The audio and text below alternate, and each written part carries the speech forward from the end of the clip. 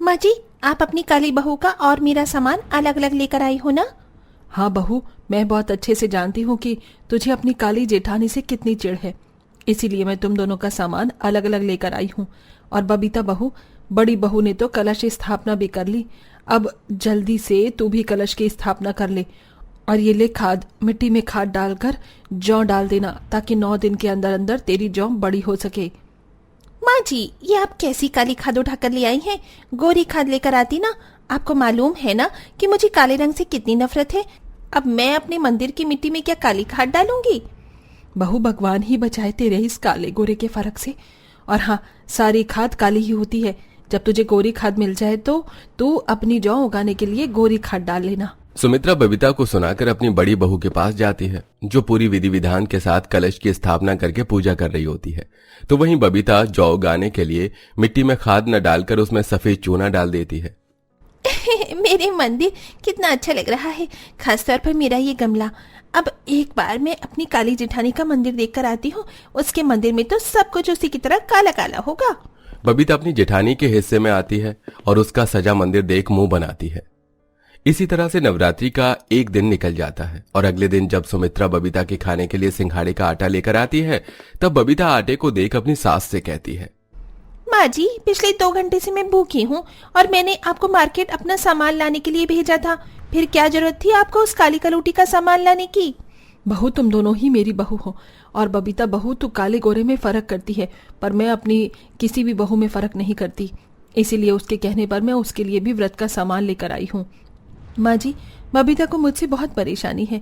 अगर वो नहीं चाहती कि आप उसके सामान के साथ मेरा कोई सामान लाओ तो मत लाया करो। बड़ी बहू, तू क्यों उसकी बातों को दिल पर लेकर बैठ जाती है? तू तो जानती है कि वो बेवकूफ है। अच्छा, ये सब छोड़ो। और अनीता बहू, तू अपना साबूदाना और व्रत का चावल रख ले। और छोटी बहू, मैं तेरे लिए व्रत का आटा ले आई हूँ। ये सिंघाड़े का आटा है, इसे बनाकर खा ले।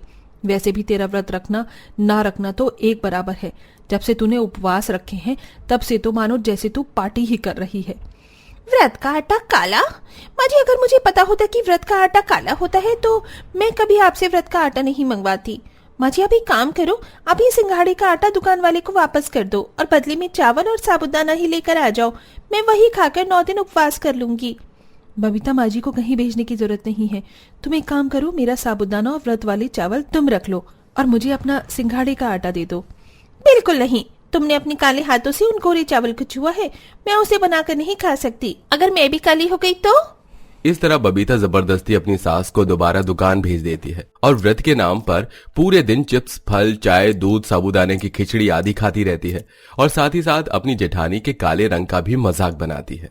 जेठानी जी, कभी कभी आपको मेरे गोरे रंग से बहुत जलन होती होगी ना? आप भी सोचती होंगी कि मैं दूध मलाई जैसी गोरी और आप चाय पत्ती जैसी काली। बबीता, मुझे कभी किसी से जलन नहीं हुई, पर मैं तुम्हें देखकर बहुत हैरान हूँ। वैसे तो तुम्हें काली चीज कोई पसंद ही नहीं, पर तुम चाय में वही काली चाय पत्ती डालकर पीती हो, पता नहीं कैसे। आप कहना क्या चाहती हैं? और रही चाय की बात, तो मैं चाय नहीं पीती, मैं कॉफी पीती हूँ। इसीलिए बिना देखे और जान करके कुछ भी मत बोला करो। बबीता अनीता की बात सुनकर चिढ़ जाती है और मुंह बनाकर वहां से चली जाती है। साथ ही साथ अब वो चाय पीना भी छोड़ देती है। समय यूं ही गुजरता है और गुजरते समय के साथ बबीता अपनी जेठानी को हर समय नीचा दिखाने की कोशिश करती है। ऐसे ही एक दिन, माँ जी, आप कन्या पूजन के लिए जो भी सामान लाएंगी, याद रखना उसमें कुछ भी चीज काली ना हो। और मैं तो आपको ये कहती हूँ कि मेरे लिए काले चने भी मत लेकर आना। मैं अपनी कन्या पूजन में किसी भी कन्या को काले चने नहीं दूंगी।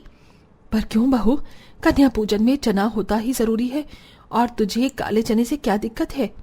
बबीता, ये तुम्हारा पहला नवरात्रा है, इसलिए तुम्हें कुछ पता नहीं। देखो, अपनी इच्छा से कुछ मत करो। कुछ चीज नियम के अनुसार किए जाते हैं और वही अच्छे होते हैं। इस तरह तो तुम्हारा नवरात्रि का व्रत कभी पूरा नहीं होगा। हाँ हाँ, आप तो बोलोगी ही ना जेठानी जी, आप खुद भी काली जो हैं, आपको तो काली चीज ही पसंद होगी। पर मेरी एक बात कान खोलकर सुन लो, आपको अपनी काली कन्या को काली चीजें खिलानी है तो आप शौक से खिलाए, पर मैं अपने खाने में कुछ भी काली चीज नहीं रखूंगी। छोटी बहू, तुझे समझाना बहुत मुश्किल है। तुझे जो करना है तू वो कर। अनीता और सुमित्रा के समझाने पर भी बबीता किसी की नहीं सुनती और कन्या पूजन वाले दिन सुबह जल्दी उठकर खाना बनाती है।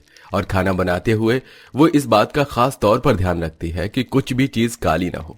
तो वहीं अनीता सब कुछ नियम के अनुसार बनाती है और खाना तैयार होने के बाद दोनों बहुएं एक साथ सुमित्रा को कन्या बुलाने के लिए कहती हैं। माँ जी मेरा खाना तैयार है, आप कन्या पूजन के लिए कन्या को बुला लो। माँ जी मेरा खाना भी तैयार है, पर आप एक बात याद रखना, मेरे कन्या पूजन में एक भी लड़की काली नहीं होनी चाहिए। मैं गोरी लड़कियों से ही कन्या पूजन करूंगी, और मेरी काली प्यारी जेठानी जी को अगर करना है तो वो करे अपनी काली कन्या पूजन। बहू अब ये कैसी डिमांड है तेरी? मैं तेरे लिए गोरी और काली बहू के लिए काली कन्या कहाँ से लेकर आऊं? अगर मैं काली गोरी कन्या में भेदभाव करूंगी तो सबको बहुत बुरा लगेगा। माँ जी आपको पता है ना, मुझे काले लोग पसंद नहीं। इस घर में मैं अपनी काली जेठानी को झेल रही हूँ, वही बहुत बड़ी बात है। अब मैं अपनी पहली नवरात्रि में कंजिका खिलाते हुए काली लड़कियां बर्दाश्त नहीं कर सकती। माँ जी आप एक काम करो, मोहल्ले की सारी लड़कियों को ले आओ, जितनी भी काली कन्या होंगी उनकी कन्या पूजन मैं कर दूंगी और सारी गोरी कन्या आप बबीता को दे देना। सुमित्रा बबीता की इन हरकतों से परेशान हो जाती है और मोहल्ले की सारी लड़कियों को इकट्ठा घर लेकर आती है, जहां बबीता काली लड़कियों को अनीता के पास भेज देती है और खुद अपने पास गोरी कन्याओं को रख लेती है। इस तरह गोरी बहू गोरी कन्या पूजन और काली बहू काली कन्या पूजन करती है। अनीता आंटी, आपने खाना बहुत अच्छा बनाया है और आप बहुत अच्छी हैं, जो रंग में भेदभाव नहीं करती, वरना बबीता आंटी तो बहुत गंदी है। उन्होंने कितनी ही बदतमीजी से हमें आपके पास भेज दिया, ये कहकर कि आप काली हैं और वो सिर्फ गोरी कन्या पूजन ही करेंगी। बबीता आंटी, आपकी तो पूरी भी सफेद है और हलवा भी, इन्हें देखकर तो ऐसा लग रहा है कि ये खाना कच्चा है।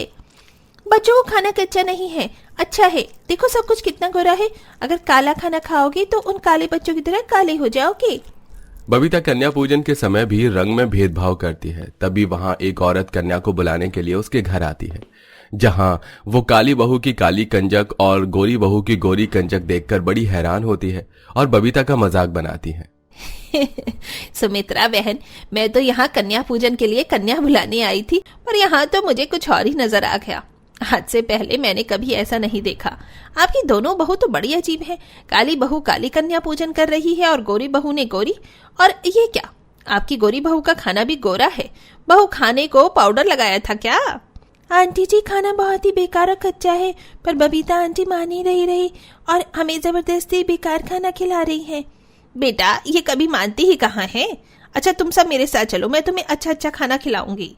इस तरह वो औरत वहां से सभी कन्या को अपने घर ले जाती है और पूरे मोहल्ले को गोरी बहू की गोरी कंजक और काली बहू की काली कंजक के बारे में बता देती है, जिस वजह से सुमित्रा को बहुत बेइज्जती महसूस होती है। ये सब देख सुमित्रा को बहुत गुस्सा आता है और वो घर आकर अपनी दोनों बहू पर अपना गुस्सा उतारती है। बहू आज तेरी वजह से पूरे मोहल्ले में मेरी नाक कट गई। बबीता बहू कन्या पूजन नवरात्रि सच्ची श्रद्धा से की जाती है, काले गोरे रंग के भेदभाव से नहीं। और अनीता बहू, तूने भी अपनी छोटी बहू का पूरा साथ दिया।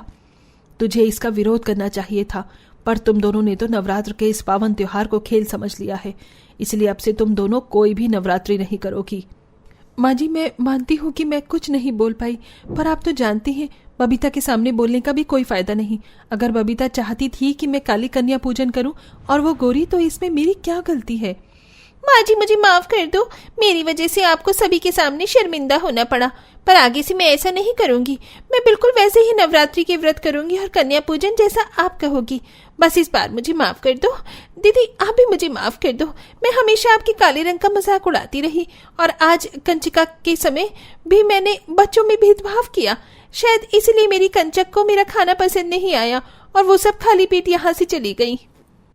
इतना सब कुछ होने के बाद बबीता को अपनी गलती का एहसास होता है और वो अपनी जेठानी और सास से माफी मांगती है और हर चीज में काले गोरे का भेदभाव करना छोड़ देती है।